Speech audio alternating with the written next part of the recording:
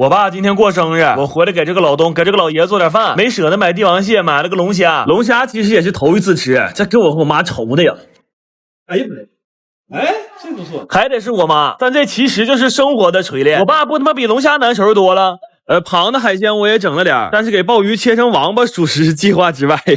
做饭还是得跟我妈搭班子，不像我弟，算了，他们挺高兴的，不提他了。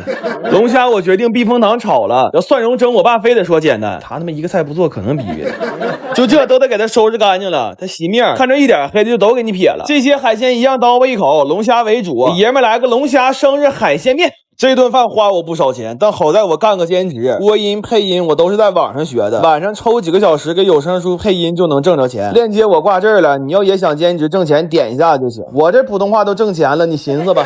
最后我又做了几个红色的菜，我妈又炒了2个没人吃的素菜，蛋糕摆当间，赶紧开席吧。来吧，吃香香了，炒肚、烧茄、油大、称蛋。蒸多、生蛋、碧龙、蒜爆、辣鲜、炸黄、龙面、干馍，他妈累死我了。最后我说爷们儿，我敬你一杯吧。我爸给我整出个没捏式疤了。哎，我去，老头还上网。我等会儿得翻翻他的喜欢列表。我爸今天心血来潮要跟我妈过节，说昨天晚上学了一宿那个爱心饼干，我看他这个动作，估计是眼睛学了一宿，脑子和手应该是8点多就睡了。我妈回来我看着这个，过了15，我可能就是单亲家庭了。但这种菜系我也不行，我就给我同学整来了，他给做个爱心棒蛋糕，我爸说色香味都不错，就是给我们2口子心眼捏的有点小。我们同学一听这话性情了，说爷们你歇着吧，今天这席我给你张罗了。我爸一点没客气，借坡就下了，正好跟我妈求戒指去了，说要跟年轻人学学浪漫。我们同学一下上态度了，这个叫开放三明治，这是火腿蜜瓜卷，然后他重点给我讲了一下这个，说这个是意大利的求婚面包。我一瞬间有点恍惚了，我说我爸今天如果是要求婚的话，我在这是不是稍显多余了？完，我爸说我妈最愿意吃菠萝咕老肉，他要亲自下厨整一个。哎呦我的妈，3个人帮做出来的。后来我寻思这2口子跟我关系都不错，这事儿我也得上啊。做了个烤肘子，还来了一锅铁锅炖，有事儿必须得先给锅支上，因为我是浪漫的东北人。来吧，吃香香了，先给仪式感拉满了。我爸还准备了神秘礼物，我都不知道这老头从哪儿整的冰墩墩，还有一盒冬奥徽章。我爸说别人有的，我媳妇也得有。来，小宝说那别人媳妇有的，我爸也得有。老婆子，今天是情人节，这帮小年轻的这个浪漫那个浪漫的，我觉得最浪漫的就是咱俩一起一辈子。这是我拿身份证定制的第2钻戒，一生只能买1枚，不管过去几十年还是未来几十年，我就爱你一个。这辈子我们一起慢慢变老吧。这戒指一戴，这不就是最高级的浪漫吗？但我感觉我爸有点不甘心只制造浪漫，他吃饭把衣服换回来了。他说我对感情很真诚，但我对本命年也同样尊重。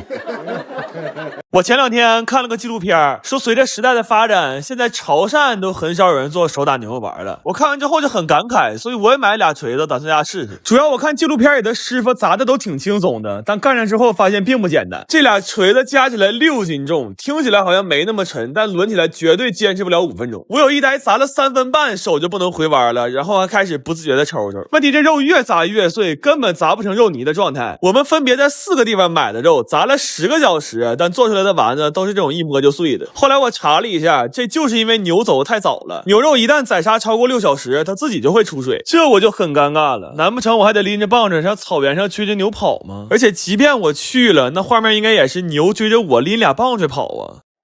后来我决定先改造一下设备，找了个家具厂买了根木头，把它改造成最适合我们发力的高度。然后我打探到了在100多公里之外的村子有一家专门卖现杀的牛肉的，我们连夜就干过去了。真的，我从来都没见过这么新鲜的牛肉，它在刚分割下来的时候甚至还会跳动。拿到这样的牛肉，我们1秒都没耽搁，火速就回家开砸了。这个肉砸起来就非常顺利了，半个小时就能砸成肉泥，而且一点也不崩，还特别粘手。就这么一比啊，我们昨天砸那12个小时纯他妈冤种。这回终于要见亮了，我也抽空发一波福利，这不粉丝300多万了吗？趁拼多多国庆大促，给大家准备了一批苹果13做粉丝福利，官方价7000多的手机全都按清仓价秒杀，而且都是全新带发票的。手机我都打包好放评论区了，置顶链接还在，就说明还有库存可以抢，你们赶紧去试试。然后这回买了30斤牛肉，我们5个小时就砸完了。用这次牛肉做出来的丸子真的非常的弹，掰开一个感受一下这种筋道，这才是真正的手打牛肉丸，而且它真的可以当乒乓球打。然后还掉了锅骨汤，但是熬了4个小时都没变色。后来我到底还是选择了科技改变生活。晚上吃饭的时候，我们所有人小臂往下都是麻的，甚至在后面的2天上厕所擦纸都得靠人帮忙。然后做的比较多，就给邻居们也分了一些，特意跟他们强调了我们这是淀粉含量只有2%的牛肉丸。后来邻居说了一句话，我当时眼泪差点没掉下来。他说这几天我们趴窗都看见了，你们这牛肉丸一点科技都不用啊，全靠老嫂的狠活啊。我最近特别想吃冷面，但是饭店卖的要不是辣白菜不好吃，要么就是牛肉给的少，所以我买了200斤牛腱子和1000斤白菜。我打算从这4样东西入手，在家做一个豪华版的冷面套餐包。为了能做的好吃一点，我还特意买了个腌辣白菜的配方。不过配方这东西越专业它就越麻烦，就光调这个腌料就用了10几种食材，而且配方说要想腌的均匀，需要把白菜打开，每一页都抹上腌料。这事儿可真是太熬人了，这半吨白菜切完之后，现在都有3万来页。我是真没想到，就光腌辣白菜，我们就在这干了一页又一页。妈，这事儿可真是离了大谱了。然后辣白菜腌上了，就可以做酱牛肉了。我这次是以小酱姐的3高牛肉为基础，又放了好多之前攒的老汤，而且又卤泡了好长时间。现在这酱牛肉的内心都特别有滋味。然后为了吃得爽，我们切的都是这种又宽又厚的大肉片，每一包装的时候都不少于3两肉。就这个量来讲，要是胃口小的，可能面条还没等吃到嘴呢，光吃牛肉就先给干饱。然后冷面呢，因为考虑到储存的问题，我就直接买了个做干冷面的机器回来。不过我算了一下，这机器要想用回本，起码得做出2吨面。也就是说，假如我们每人每天能吃3顿冷面的话，要想回本就得连吃3年。做完这几样，我们也终于能消停歇会儿了。这520想给老嫂们选合适礼物可太费劲了。好在我发现了靠谱的抖音电商，它有闪电退货、运费险、上门取件、极速退款这些售后保障，特别可靠省心。正好618快到了，家里要想买啥的，可以点我评论区链接，或者左滑进商城品牌馆，不用犹豫，直接冲就行。然后这些辣白菜一共腌了3天，现在拿出来切件就已经非常入味了。这辣白菜真的巨好吃，但就是腌完它的器具有点难刷。我后来甚至都非常苦恼，就如果邻居恰巧看到这一幕的话，我该怎么跟他解释，他才能不报警呢？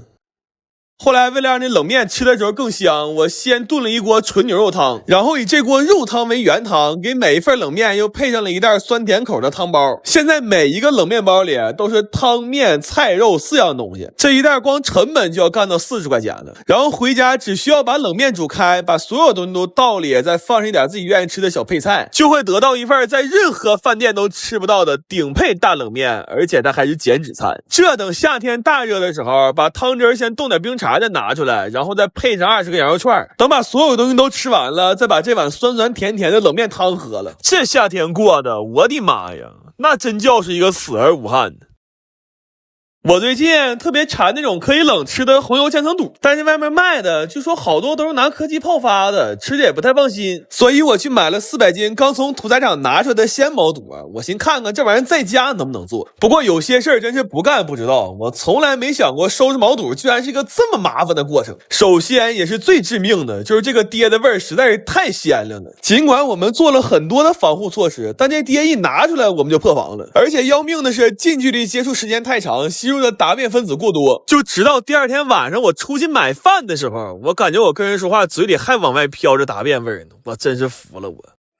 然后我本来以为给这些爹洗完了就没事了，结果后面的活更麻烦，因为现在我们只是物理上把爹洗没了，但要想让这肚完全没有异味，还得起码再洗10几遍。而且因为处理的不及时，好多黑毛肚都开始掉毛了，我们还需要把这些掉毛的黑毛肚都搓成白毛肚，然后还得摘肥油、刮底板的皴，再把它们都切成细丝儿。如果这时候肚还有异味，那需要再煮个花椒水给它们泡一下。主要最要命的是现在天热怕坏，我们干了40多个小时，基本没怎么合眼，这强度太致死了。真的就这么折腾完之后，肚洗的干不干净已经不重要了，人没没那就算是烧了高香了。然后我本来买了10个电火锅，打算涮点毛肚吃，现在累得没心思吃了，都是没用过的，就全挂咸鱼出给大家了。家里还有2个闲置的拍立得，我一起挂上去了。这些都是5块钱一个，大家点评论区链接咸鱼搜狗送就能看到了。记得关注一下我咸鱼号，后续还会上新。你们要是不用的闲置，也可以挂上去赚点钱。然后这些毛肚稍微烫几秒，再迅速过个凉，吃的时候就会很脆了。为了吃的时候能再爽一点，我又配了好多贡菜，但是我们查了3个小时也没整明白这莴苣和贡菜到底是不是一个东西。最后决定还是眼见为实吧，等有机会去产地连轴做它500斤，估计就啥都明白了。后来调味的时候，我们先试了好多种配方，然后又在最好吃的那个配方里，根据赌的多少确定了每种调料的黄金配比。也是因为太累了，不想给调料分装了，就都打到一个料包里了。现在每一罐里都是一个料包配上一个赌包，回家只需要给它俩拌匀，就能得到一份麻辣脆爽的红油千层肚。但是因为切的不均匀，这卖相有点一般，不过好吃是真好吃，主要芝麻和贡菜放的多，吃着又脆又香，真的特别爽。而且我还放了点麻油，它现在是越吃越麻，越吃越想吃。但我发现这玩意儿吃多了也不行，我有一天晚上吃上头了，连吃了4罐，结果直到第3天，我那俩耳朵震的还嗡嗡的，啥也听不着呢。